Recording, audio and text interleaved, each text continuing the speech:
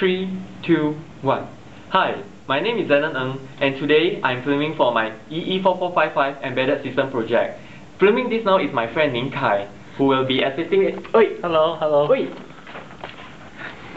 Okay, Prof. Gan. This is my friend Ming, and both of us are actually working on this project together. Happy now? Alright, so actually for this assignment, me and my partner, we have chosen to work on the CA1 project. So what we have here is that for our requirement, we are first given a noisy music. Can we have the music, please? Music, yeah. Can you hear it? Yeah. Notice that there is a sinusoidal noise tone within the music, and our objective of today is actually we need to filter off this noise so that we can hear a clean music. Alright. So how we are going to do about it is actually very simple. So we have actually prepared 2 pieces of tissue. So just roll it in the bundle and we can just, stuck it into your ear and...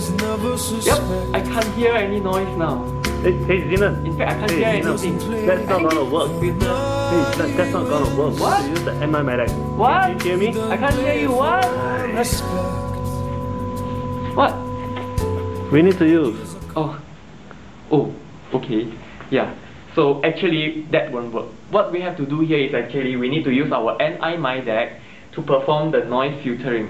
So how these things works is that for this NI MIDAC, we can input the music signal into the audio input and make use of lab view programming to perform some signal processing such that we can filter off the noise. And then in this NI MIDAC, there is audio output where we will output to the speaker and we can hear and listen for ourselves how well we have filtered the noise. So this is for our project requirement. So what we have here is actually we have created our own GUI that can perform some filtering and monitoring functions of the music. So here we have audio input spectrum analyzer where we can analyze the audio spectrum, frequency spectrum, and over here we will analyze the audio output frequency spectrum. But the main focus of this program here is that we have 6 filtering lanes which can perform frequency filtering. So how we can do is that we can either enable or disable the filters, and we can set, for example, for filter 1, we can set the center frequency to our desired center frequency. Let's say in this case it is 250 Hz, and over here we can set the filter 1 bandwidth. And over here you can set the filter bandwidth, the amount of amplification to be done on the music signal. Now we want to see how we can use our virtual instrument. First we need to run it, and then we shall supply our noisy music. So this is our noisy music. Okay. So now the first thing we need to do is to analyze the audio input spectrum analyzer. We want to find out all the frequency components of all the noise. So if you look carefully in the spectrum analyzer, there we actually identify 3 noise. The first one is at about 250 Hz, okay, and the second component is at about 500 Hz. And the third component is at about 1000 Hz. Alright, so you can see that at this 3 frequency, the amplitude doesn't subside. It is at the minimum value of about -40 dB. So next we want to filter these 3 frequency components. So we actually use filter 1, filter 2, and filter 3. All the values have already been pre-configured to 250, 500, and 1K. And all the bandwidth are actually configured to 100 Hz, which should be sufficient to suppress the noise. So now we shall look at the before and after effects of the filtering. So this is the before. Next, I'm going to turn on the filter, so listen carefully to the tone.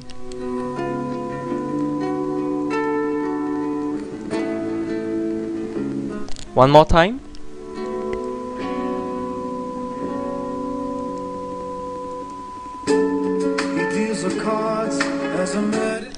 So you can hear that when I turn on the filter 3, which is to filter off the 1K Hz, the noise has actually subsided, and we can hear the music clearly. So this is so much for the first part of our CA1 project. Alright, so for our second requirement, we are actually required to analyze some of the broadband noise. So what we have to do is that we want to see the effects of mixing the music with some of the broadband noise. So for the broadband noise, you know, some of them is the white noise, pink noise, and even the gray noise. So now let's take a look and hear what is the effect of mixing this broadband noise with the music signal. So now let's hear how does a music that is mixed with the pink noise sound like.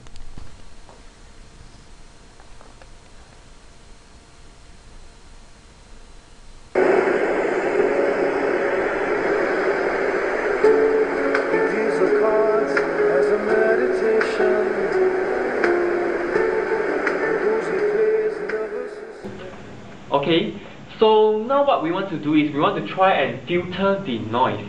However, this is going to be a very difficult task because we know that for the upon analyzing the frequency spectrum of the white noise or the pink noise, you realize that it has a constant amplitude for the whole range of frequency spectrum. All right. And once we mix the noise with the music, it is going to be very difficult to filter it off.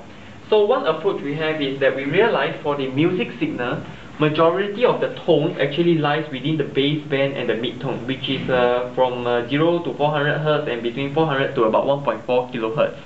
So this is the band which most of the music tones lie. So one approach we have is that we can try to suppress all of the signal after 1.4K to suppress the noise as much as possible.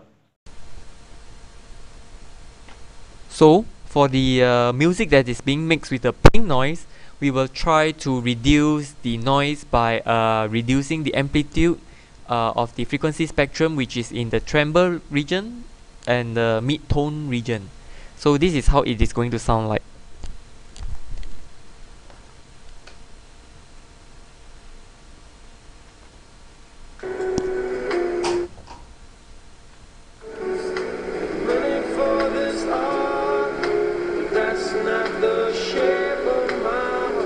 I will now reduce the mid-tone and tremble.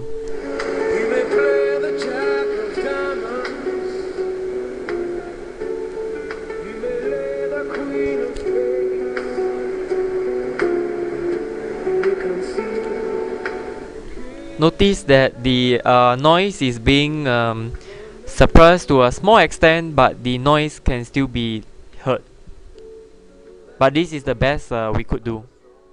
Hello everybody, I'm Ming. As for the requirement 3, we're going to remove the engine noise in a musical signal. So, looking at the frequency spectrum, this is how the engine noise looks like. Okay? So, we came up with a method known as the tone extraction. Okay, it is a program that we wrote. It actually allows us to extract a portion of this frequency, let's say from here to here, and to observe how it sounds like.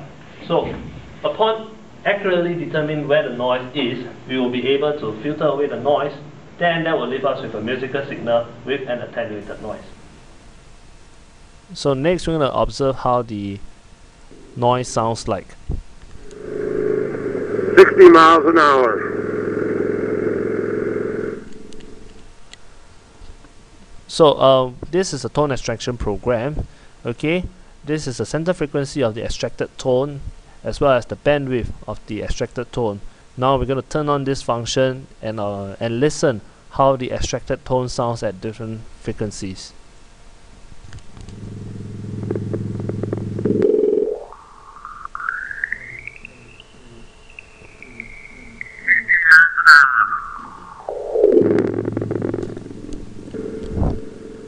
From the diagram, we can actually observe that much of the noise resides in the earlier portion of this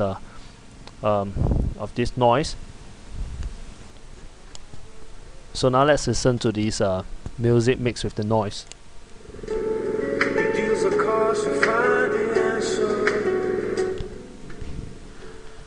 So next we're going to perform filtering on this mixture of music and noise. Filter 4 and filter 5 has been configured for this purpose.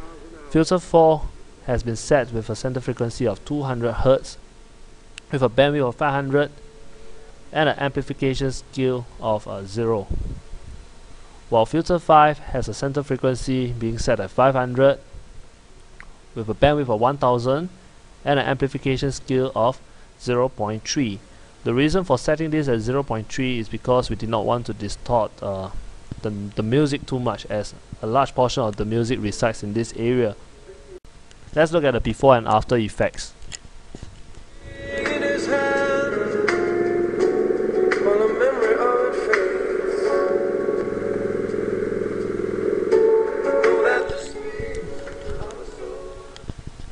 From here we can listen that a large portion of the noise is being suppressed, and now we have a clearer music. So for requirement 4, we're going to perform arbitrary masking.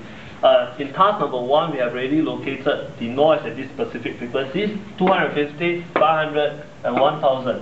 To perform arbitrary masking, we're going to amplify the music at this portion, okay, such that it covers away the noise. So mentioned previously, we have already located the frequency of the noise, and now we're going to amplify the frequency spectrum without the noise component. Filter 1 to filter 4 has been configured for this purpose. Let's look at the amplification bars of this filter. We notice that the amplification factor is set at 3 rather than 0, because now we're going to amplify the signal rather than attenuate it. Now let's listen to the before and after effects of this amplification.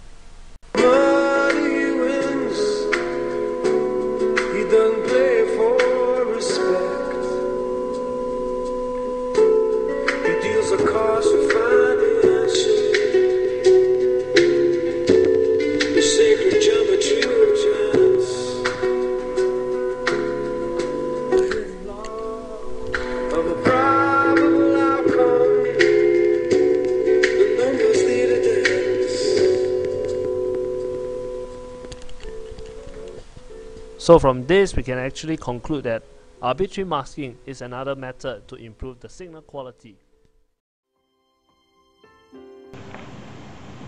Okay.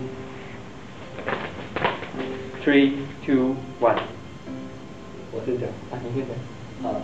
So we hope that you like our videos. We have come to the end of the presentation, and That's the end. yeah, that's the end. But to add on to that, making a video is actually tougher than doing the project, and we also like to express our sincere thanks to Prof. Gun for trying to make this module as fun as possible. I hope we win the iPod Shuffle. Yeah, finish that. Okay.